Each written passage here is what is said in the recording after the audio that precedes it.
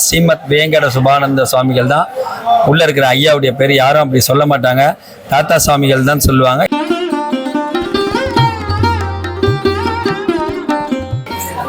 இந்த தாத்தா சாமி வந்து ரொம்ப சக்தி வாய்ந்த சாமி. நம்ம என்ன கேட்டாலும் அவர் கொடுத்துறாரு. நாங்க 2 பேரும் தாத்தா கோயிலுக்கு ரொம்ப அடிக்கடி நாங்க வந்திருக்கிறோம். தாத்தா நிறைய நிறைய நிறைய பிளஸிங்ஸ் கொடுத்துருக்கிறாரு. நாங்க என்ன வேணாலும் எங்களுக்கு கிடைக்குது.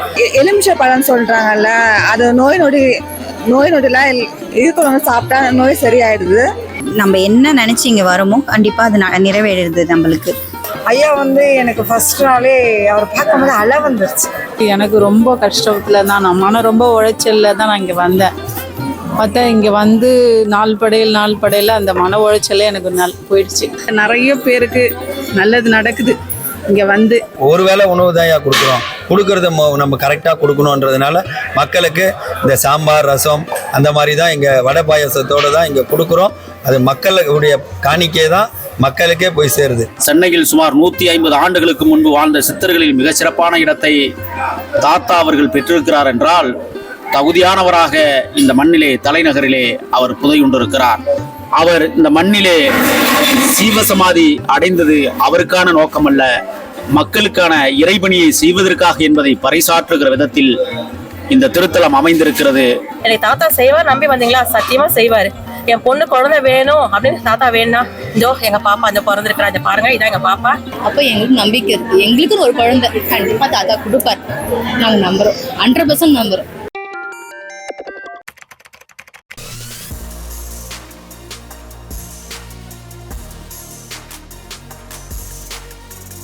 வணக்கம், என் பேர் டில்லிராம். நான் இந்த ஸ்ரீமத் வேங்கட சுபானந்த சுவாமிகள் ஜீவசமாதி மடத்தினுடைய தலைவர். இந்த ஜீவசமாதியில ஓம் சத் திருத்துறை இந்திரபீடம் கரபாத்திர சாமிகள் பரம்பரையிலும் ஈஸ்வர சச்சிதானந்த சாமிகள் மரபில் வந்த ஸ்ரீமத் வேங்கட சுபானந்த சுவாமிகள் தான் உள்ள இருக்கிற ஐயாவுடைய பேர். யாரும் அப்படி சொல்ல மாட்டாங்க, தாத்தா சுவாமிகள் தான் சொல்லுவாங்க. ஏன்னு கேட்டிங்கன்னா ஒரு மரியாதை சுவாமி மேலே மக்களுக்கு அந்த காலத்துலேருந்து இப்போ வரைக்கும் தாத்தா சுவாமிகள் தான் சொல்லுவாங்க. பேரை சொல்கிறது கூட பேரை சொல்ல மாட்டாங்க, ஒரு மரியாதை, அவ்வளோதான்.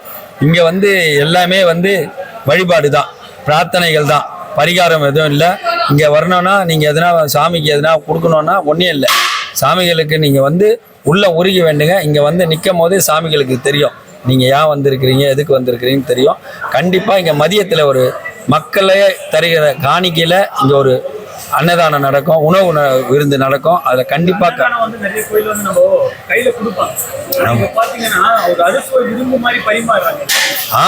ஆமாய்யா ஒருவேளை உணவு தான் கொடுக்குறோம், கொடுக்கறத நம்ம கரெக்டாக கொடுக்கணுன்றதுனால மக்களுக்கு இந்த சாம்பார் ரசம் அந்த மாதிரி தான் இங்கே வடை பாயசத்தோடு தான் இங்கே கொடுக்குறோம்.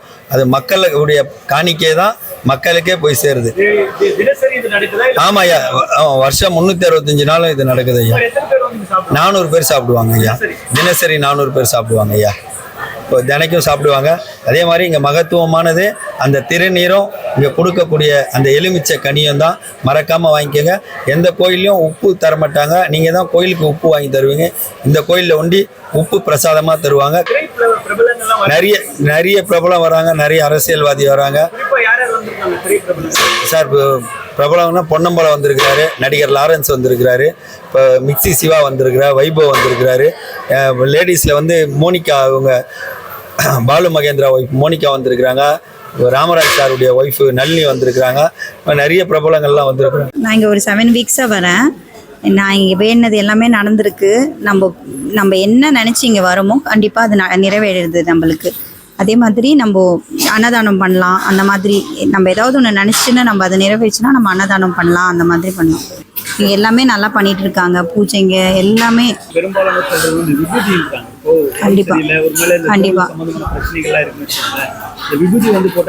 கண்டிப்பாக சரியாகுதுங்க. நாங்கள் டெய்லி என் பொண்ணுக்கு, நான், எங்கள் மாமியார் கால் வலிக்கு எல்லாத்துக்குமே நாங்கள் விபூதி வச்சுக்கிறோம், டெய்லி வச்சுக்கிறோம். வேலைக்கிழமையான தவறாமல் வந்துடுவோம். நாங்கள் எப்படியா இருந்தாலும் வந்துடுவோம். கண்டிப்பாக சார், கண்டிப்பாக என் உடம்பு சார் கண்டிப்பாக நடத்தி கொடுக்குறாரு. அதனால தான் எல்லாருமே வரும். இங்கே வேலைக்கிழமையில தான் ரொம்ப கூட்டமாக இருக்குது. விசேஷமும் வேலைக்கிழமையில தான். விளக்கு போட்டு இந்த மாதிரி பண்ணால் வந்து கொஞ்சம் நினச்சதெல்லாம் நடக்கும். அதனால நாங்கள் 2 பேரும் இந்த தாத்தா கோயிலுக்கு ரொம்ப அடிக்கடி நாங்கள் வந்திருக்கிறோம். தாத்தா நிறைய நிறைய நிறைய பிளஸிங்ஸ் கொடுத்துருக்கிறாரு. நாங்கள் என்ன வேணாலும் எங்களுக்கு கிடைக்குது. முக்கியமாக என் ஃப்ரெண்ட் அடிக்கடி வருவாங்க. அவங்க என்ன கேட்டாலும் அவங்களுக்கு கிடைக்குது. நாங்களும் தாத்தாவை நம்பி வரோம். எங்களுக்கு எல்லாமே கிடைக்குது. எல்லாருமே வாங்க. எந்த மதத்தவராக இருந்தாலும் கடவுள் வந்து எந்த மதமே பார்க்கவே இல்லை. தாராளமாக வாங்க. கடவுளை நம்பி வாங்க. உங்களுக்கு நம்பிக்கை தான் முக்கியம். எனக்கு தாத்தா செய்வார், நம்பி வந்தீங்களா சத்தியமாக செய்வார். என் பொண்ணு குழந்தை வேணும் அப்படின்னு தாத்தா வேணும்னா இதோ எங்கள் பாப்பா அந்த பிறந்திருக்கிறா, இந்த பாருங்க, இதான் எங்கள் பாப்பா பேத்தி, இது குழந்தை பிறந்தது. சந்தோஷமா நாங்கள் இருக்கிறோம். நிறைய லைஃப்ல ப்ராப்ளம் இருந்தது, இல்லாமல் இல்லை. அது எல்லாமே ஒன்றா சத்தியமாக மனுஷங்களால் எதுவுமே முடியாதுங்க. கடவுளால் மட்டும்தான் முடியும். கடவுள் நம்புங்க. கடவுள் இருக்குது, என்னை காப்பாற்றும். என்ன நம்பி வந்தா கடவுள் கண்டிப்பாக உங்களை காப்பாற்றி தீர்வார். இது சத்தியமான உண்மை. இங்கே பார்த்தீங்கன்னா வருஷத்துல 365 நாள் அன்னதானம் போடுறாங்க. காசுக்காக எதுவுமே இங்கே பண்றது கிடையாது. அவ்வளோ தூரம் எல்லாருக்குமே ஒரு மரியாதை கொடுக்குறாங்க. பணம் இருக்கவங்க பணம் இல்லாதவங்க பாகுபாடு இந்த கோயிலை பார்க்கல.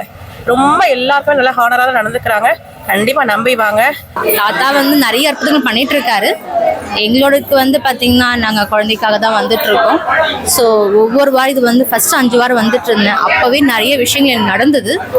இப்போ வந்துட்டு இருக்கேன். இப்போவும் வீட்டில் குடும்பத்தில் சண்டை சச்சரவு இல்லாமல் ஒரு காமாக போயிட்டு இருக்கு. எவ்வளவோ வரும், ஆனால் அதையும் தாண்டி எங்களாலையும் முடியும். எங்களுக்குள்ள நம்பிக்கை வருது. அந்த நம்பிக்கை தான் தாத்தா எங்களுக்கு. நான் போன வாரம் இது நிஜமாக நடந்த விஷயம். இது போன வாரம் வந்து எங்கள் அம்மா வீட்டுக்கு நான் இங்கே வந்துட்டு எங்கள் அம்மா வீட்டுக்கு போனேன். போயிட்டு எங்கள் அம்மா என்ன பண்ணியிருக்காங்க, நைட் கனவுல எங்கள் அம்மா கனவு என்ன இருக்குன்னா, சிவன் வந்து இந்த சிவன் பாட்டு பாடிட்டு வருவார் பார்த்தீங்களா, அது மாதிரி பின்னாடி வந்து ஒரு பாக்ஸ் மாதிரி வச்சு கையில் குழந்தைய வச்சு, நான் குழந்தைக்காக தான் நான் வரேன், ஒரு குழந்தைய கையில் வச்சுட்டு பாட்டு பாடிக்கிட்டே வந்துட்டு இருக்காங்க அப்படின்ட்டு சொன்னாங்க. அப்போ என் குழந்தைக்கு கண்டிப்பாக ஒரு குழந்தை கிடைக்கும், நான் என் தாத்தாவை நான் நம்புறேன் அப்படின்ட்டு. இது மட்டும் இல்லாமல் எங்கள் அக்காவுக்கும் அதே கனவு, சேம் அதே குழந்தை கனவு. அப்போ எங்களுக்கு நம்பிக்கை இருக்குது. எங்களுக்குன்னு ஒரு குழந்தை கண்டிப்பாக தாத்தா கொடுப்பார். நாங்கள் நம்புகிறோம், 100% நம்புகிறோம். நான் சத்தியமாக சொல்கிறேன், ஐயாவை பார்க்க வரும்போது நடக்க முடியாத ஒரு சூழ்நிலை வந்தேன். நான் எப்படி வந்தேன்னா, எனக்கு வந்து ஸ்பைனல் கார்ட் ப்ராப்ளம்னா நிற்க முடியாது, உட்கார முடியாது. இப்போவுமே பெயின் இருக்குது. பட் நான் வரும்போது நடக்க முடியாத ஒரு சூழ்நிலை நான் வந்தேன். நின்று இப்படி சாமி கும்பிட முடியாது. ஆக்சுவலி அதான் உண்மை. நான் வந்து அந்த கம்பியில் வந்து இப்படி சாஞ்சிட்டு தான் அழுவேன். ஏன்னா தாத்தா வந்து அவரை பற்றி எனக்கு தெரியாது. ஆனால் நீங்கள் வந்து பார்க்க சொன்னீங்க, நான் வந்து பார்த்தேன் அப்படின்னு ஒரு சுச்சுவேஷனில் இருந்தது. தாத்தாவை பார்த்தோன்னே அண்ணா வந்து சொன்னாங்க, நீ வந்துகிட்டே இருமா, உனக்கு மாறிடும்னு. வரும்போது அழுதுட்டேன். ஏன்னா என் 2 பிள்ளைங்களும் பெங்களூரில் இருக்காங்க. என் பிள்ளைங்களை விட்டு தான் நான் இங்கே இருக்கேன். ஒரு 2 வருஷமாக நான் ட்ரீட்மெண்ட்டில் தான் இருக்கேன். அட்மிஷன் டிஸ்சார்ஜ் ஆகி வந்தால் இந்த மாதிரி சாமி ஜீவசமாதிக்கு வரதான் என்னோட வழக்கம். ஐயா வந்து எனக்கு ஃபர்ஸ்ட் நாளே அவர் பார்க்கும்போது அழ வந்துருச்சு. என்னையே அவர் எனக்குள்ளே நான் பார்க்குற மாதிரி ஒரு ஃபீல் இருந்தது. எல்லாரும் சொன்னாங்க, வாமா சரியாயிடும். இந்த இடத்துல நிறைய ஹாஸ்பிட்டல் கூட எனக்கு சஜெக்ஷன் பண்ணாங்க, இங்கே இருக்க பெரியவங்கன்னா. ஆனால் நான் டாக்டரை தாண்டிலும் நீங்கள் தான் எனக்கு மருத்துவர்னு சொல்லி இவரை பார்த்தேன். வரும்போது விபூதி கொடுத்தாங்க. அந்த விபூதி தான் என்னை ஒரு பலப்படுத்துச்சு. சொல்ல போனால் நம்ம எலுமிச்சம்பழம் திருநூறு எங்கே வேணாலும் கிடைக்கும். நம்ம உண்மையிலுமே நம்பணும், ஆத்மா திருப்தியாக நம்பணும். எனக்கு ரொம்ப கஷ்டத்தில் தான், நான் மனம் ரொம்ப உழைச்சலில் தான் நான் இங்கே வந்தேன். பார்த்தா இங்கே வந்து நாள் படையில் அந்த மன உழைச்சலே எனக்கு போயிடுச்சு. அதாவது நான் எதையும் அவங்களுக்கு நான் எதுவும் எடுத்துகிட்டு வந்தெல்லாம் எதுவும் பூஜை எல்லாம் எடுத்துகிட்டு வந்து கொடுக்குற அளவுக்கு கூட எனக்கு இல்லை. ஒரு 3 எலுமிச்சை பழம் வாங்கிட்டு வந்து அவர்கிட்ட வச்சுட்டு நான் டெய்லியும் சாமிக்கு அவரை சுற்றிட்டு அவரை நம்பினேன். அதனால் என்னுடைய நிறைய பிரச்சனைகள் எல்லாம் விலகிடுச்சு. என் குடும்பத்தில் ஒரு மாதிரி நான் அவர்கிட்ட நான் ஐக்கியமாயிட்டேன். அதனால் நிறைய பேருக்கு நல்லது நடக்குது. இங்கே வந்து ஒரு வாரத்தில் முடியறது, ஒரு மாசத்துல முடியறது, 7 வாரம்ன்றதுல அதை முன்னாடியே 3 வாரத்திலேயே முடியுது. கோவில் வந்து 2 மாசமா தான் வரேன். நான் 7 வாரம் வரேன்னு வேண்டியிருக்கேன். இப்போ 6வது வாரம் வந்திருக்கேன். நான் ஒரு பிரார்த்தனை வச்சேன். இந்த மாதிரி வீடு காலியா இருக்கு, வீடு முடியணும்ட்டு. அந்த பிரார்த்தனை நிறைவேறிடுச்சு எனக்கு. அப்புறம் எலுமிச்சை பழம் சொல்றாங்கல்ல, அது நோய் நொடிலாம் இருக்கிறவங்க சாப்பிட்டா நோய் சரியாயிடுது. இந்த தாத்தா சாமி வந்து ரொம்ப சக்தி வாய்ந்த சாமி. நம்ம என்ன கேட்டாலும் அவர் கொடுத்துறாரு. ஆக்சுவலாக எனக்கு முன்னாடிலாம் நல்லா பிஸ்னஸ் போயிட்டு இருந்தது. ஒரு வருஷமாக பெரிய லெவலில் எதுவும் போல் சுத்தமாகவே நடக்கலை. சரி, இங்கே இருக்கவங்களாம் சொல்லும் போது ஐயாவை பார்த்துட்டு ஐயா இல்லை நீங்கள் ஒரு வாட்டி நம்ம கோயிலுக்கு வந்து போங்கன்னு சொன்னார். நான் வரேன்னு சொன்ன மறுநாளே எனக்கு ஒரு பெரிய பிஸ்னஸ் நடந்தது. நல்லபடியாக இருந்தோம். அதுக்கப்புறம் தொடர்ச்சி இந்த 1 வார காலத்துலேயே நம்ம வாழ்க்கை எவ்வளோ லெவலுக்கு போகுதுன்றது என் மனசுக்கு மட்டும் தான் தெரியும். அது மற்றவங்க வந்து பார்த்தா உணர்ந்தா புரியும். ஐயா இல்லை போன வெள்ளிக்கிழமை வந்தேன், இன்னொரு 8வது நாள், 8 நாள் தொடர்ந்து வந்துட்டு இருக்காங்க ஐயா. இது நான் வெளியில சொல்ல முடியாது. இல்லை நம்ம வருவார் பார்ப்பார் போகிற மாதிரி இருக்கும், திரும்ப நம்மளை கோயிலுக்குள்ளே கூட்டு வரா மாதிரி இருக்கும், நம்ம கூட்டிகிட்டு சுற்றுற மாதிரி இருக்கும், அதுக்கப்புறம் இருக்க மாட்டார். அது அன்னதானம்னா அது நார்மலாக இருக்காது. அன்னதானம் கல்யாண சாப்பாடோட இருக்கும். ஆமாம், சாப்பிட்றவங்களுக்கும் சொல்கிறது அது அவ்வளோ அற்புதமாக இருக்கும். சாப்பாடு சுவையாகவும் இருக்கும், அன்பாகவும் இருக்கும். கண்டிப்பாக நம்ம மட்டும் இல்லை, எங்கே ஃபாரின்லாம் வராங்களே. சார் இங்கே நெசப்பாக்கத்தில் வந்துட்டு இருக்கேன். நம்ம வீட்டு பக்கத்தில் ஒரு நண்பர் ஒருத்தர் சொன்னார் சார், அவர் சொன்னதுனால வந்தேன் நான். இது 4வது வாரம் கரெக்டாக. இது பரவாயில்ல சார், தொழில் கொஞ்சம் டெவலப் ஆகிட்டே வருது, கொஞ்சம் மனசுக்கு நிம்மதியாக இருக்குது சார். நிறைய பேர் வந்துட்டு இருக்காங்க, நல்லா டெவலப் ஆகிட்டு இருக்கு கோயில். சந்தோஷம். இப்போ நான் கூட எங்கள் வீட்டில் எங்கள் மாமியாருக்கு உடம்பு சரியில்லைன்ட்டு விபூதியும் எலுமிச்சம்பழம் கொடுத்துருக்காங்க. இது எடுத்தும் போய் அவங்களுக்கு வந்து ஜூஸ் பண்ணி கொடுக்க சொல்லியிருக்காங்க. நிறைய பேர் சொல்லியிருக்கேன் நல்லது தான் நடந்துட்டு இருக்குன்னாங்க. நான் வரும்போது கூட அதோட பேசிட்டு வந்தேன். கண்டிப்பாக சார், கண்டிப்பாக சார், கண்டிப்பாக இருக்குது. என்னென்னா இப்போ என்னோட தொழில் வந்து கொஞ்சம் டவுனில் இருந்தது, அதான் ஸ்டார்டிங் ஸ்டேஜில் இருந்தது. இப்போ அடுத்த லெவலுக்கு கொஞ்சம் போயிட்டுருக்கு சார், வர ஆரம்பிச்சதுலேருந்து. நான் இங்கே இப்போ தான் முதல் முறையாக யூடியூப் சேனலில் பார்த்து வந்தேன். ஆனால் தாம்பரம்லேருந்து வரோம். ஆனால் ஃபஸ்ட்டு எக்ஸ்பீரியன்ஸே எனக்கு வந்து நான் கடவுள்கிட்ட வந்து ஒரு விஷயம் கேட்டேன், அதுக்கான அறிகுறி இங்கேயே எனக்கு இப்போவே கிடைச்ச மாதிரி எனக்கு ரொம்ப சந்தோஷமாக இருக்குது. உலகத் தமிழர்கள் அனைவருக்கும் அன்பு வணக்கம்.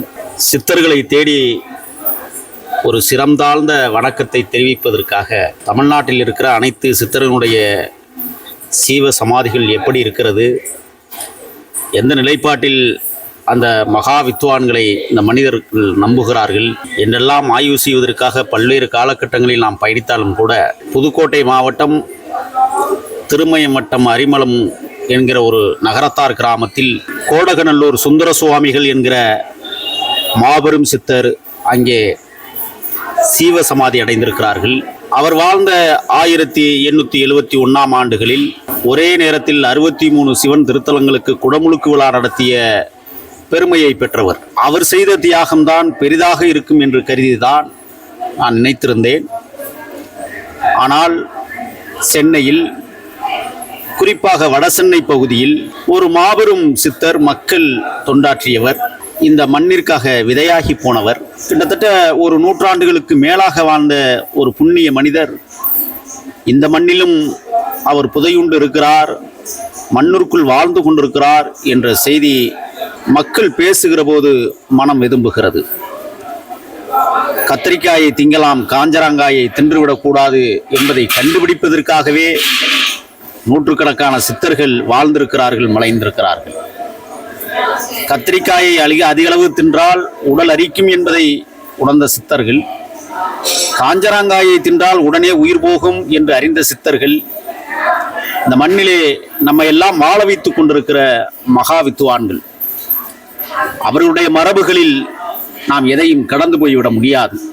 காரணம், எதை சாப்பிட வேண்டும், எதை வெறுக்க வேண்டும் என்பதை அவர்கள் சொல்லித்தான் நாம் இன்னைக்கு நடைமுறையில் சாத்தியப்படுத்தி கொண்டிருக்கிறோம்.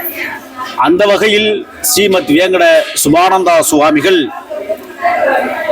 கிட்டத்தட்ட 18/10/1896ஆம் ஆண்டு ஐப்பசி திங்களிலே அவதரித்த புண்ணிய மகான். அந்த மாபெரும் மகத்தான மண்ணுரிமை சிவனடியார் இன்றைக்கு கால பூசையாக, ஒருவழி பூசையாக, வியாழக்கிழமை தினந்தோறும் ஆயிரக்கணக்கான மக்கள் வந்து கூடுகிற இடமாக இன்றைக்கு இந்த திருத்தலம் விளங்குகிறது என்றால், இது மக்கள் மனநிலையை ஒருமுகப்படுத்தி அனைத்து இறையும் நமக்கானதே என்பதை பறைசாற்றுகிற விதத்தில் தாத்தா அவர்கள் இந்த மண்ணிலே போராடி இருக்கிறார். தனியாசல குடும்பத்தினரும் சுவாமிகளுக்கு பணிவிடை செய்தார்கள். அது மட்டுமல்ல, பார்த்தசாரதி நாயக்கருடைய தாயார் கிருஷ்ணப்பா கிராமணி, பழைய transport A D Madras Namachivaya Mudaliar, London press Thiruvottiyur ஐரோடு முதலி துரைசாமி நாயுடு மற்றும் பலர் ஐயாசல சீவசமாதி அடையும் முன் இவர்கள் அனைவரும் வேதாந்த பாடம் அனைத்தும் பூசை புனஸ்கரம் அவரிடம் கற்றுக்கொண்டார்கள் என்று வரலாறு சொல்லுகிறது. சென்னையில் சுமார் 150 ஆண்டுகளுக்கு முன்பு வாழ்ந்த சித்தர்களில் மிகச் சிறப்பான இடத்தை தாத்தா அவர்கள் பெற்றிருக்கிறார் என்றால், தகுதியானவராக இந்த மண்ணிலே, தலைநகரிலே அவர் புதையுண்டிருக்கிறார். கடவுளை காண முயல்பவர்கள், பக்தர்கள், கண்டு தெளிந்தவர்கள், சித்தர்கள் என்று வரலாறு பேசுகிற அளவிற்கு வாழ்ந்து சென்ற இந்த மகா சித்தர் அவர்கள் இன்றைக்கு சென்னையினுடைய மையப்பகுதியில் எல்லாம் வல்ல தென்னாடுடைய சிவனை போற்றி எந்நாட்டவருக்கும் இறைவா போற்றி என்கிற வரிகளுக்கு ஏற்ப வாழ்ந்து மறைந்த மகத்தான மாபெரும் மனிதராக இன்றைக்கு மனித கடவுளாக நம் முன்னால் இவர் இருக்கிறார் என்பதை அறிந்துதான் நீண்ட தொலைவு பயணத்தை மேற்கொண்டு தாத்தாவை வந்து பார்த்து விட்டு செல்லலாம். இந்த தாத்தாவை வணங்கக்கூடிய அவருடைய அருள் நண்பர்கள் எவ்வாறெல்லாம் இந்த தாத்தாவை மனமுருகி வேண்டுகிறார்கள் என்பதை தெரிந்து கொள்வதற்காகவும் நான் தொடர்ந்து 3 வாரங்களாக இந்த மண்ணிற்கு வந்து செல்கிறேன். ஒரு பேராற்றல் மிகுந்த பெரும் சித்தர் இந்த மண்ணிலே வாழ்ந்து மறைத்திருக்கிறார் என்றால் அவருடைய புகழை பரப்புவதற்காக தொடர்ந்து இந்த களத்திலே போராடி கொண்டிருக்கிற அடுத்த குருபூசை வருவதற்குள் என்னென்ன காரிய பணிகளை செய்ய வேண்டும் என்பதை துல்லியமாக திட்டமாக அறிந்து 2011ஆம் ஆண்டு இந்த சீவசமாதியில் நடந்த குருபூசைக்கு வந்த டில்லிராம் என்ற அன்பர் தனது குழந்தை இறந்த கவலையை சித்தரையாவிடம் தெரிவித்தார்.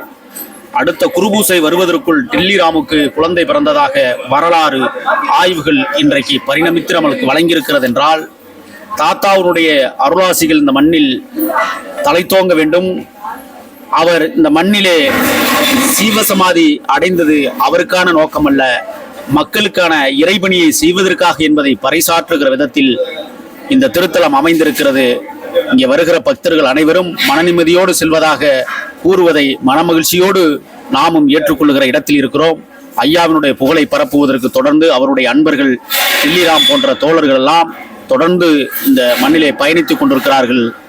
நிச்சயம் அனைவருக்கும் வழிகாட்ட வேண்டும். ஐயாவுடைய அருளாசி எல்லா மக்களுக்கும் கிடைக்க வேண்டும் என்பதுதான் என்னுடைய ஆசை. மேலும் வீடியோக்களுக்கான ரியாக்ட் தமிழா யூடியூப் சேனலை உடனே சப்ஸ்கிரைப் பண்ணுங்க. மறக்காம பெல் பட்டனையும் கிளிக் பண்ணுங்க.